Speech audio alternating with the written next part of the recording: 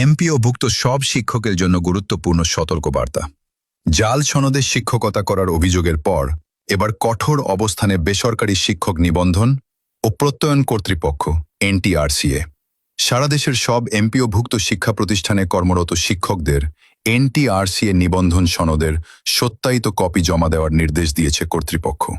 যা যা জমা দিতে হবে: এমপিওভুক্ত সব শিক্ষকের নিবন্ধন সনদের সত্যায়িত কপি, প্রতিষ্ঠান প্রধান ও সহকারী প্রধান সহ সব এমপিও শিক্ষকের তথ্য, এমপিওভুক্ত শূন্য পদের তথ্য, 2025 সালের নভেম্বর মাসের এমপিও শীট, প্রতিষ্ঠানের সভাপতি ও প্রধান শিক্ষকের স্বাক্ষরযুক্ত অগ্রায়ণপত্র।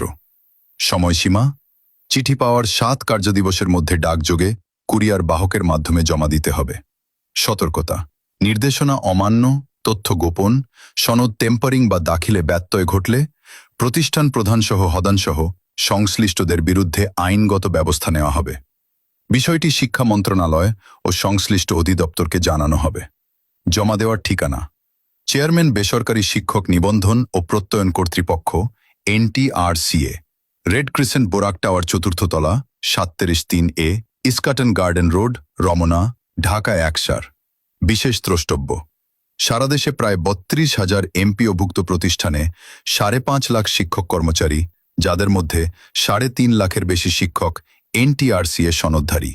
সৎ ও বৈধ শিক্ষকদের জন্য এটি কোনো শঙ্কার বিষয় নয়, বরং এটি জালিয়াতি বন্ধে ইতিবাচক উদ্যোগ। সবাইকে সময়মতো প্রয়োজনীয় কাগজপত্র প্রস্তুত রাখার অনুরোধ।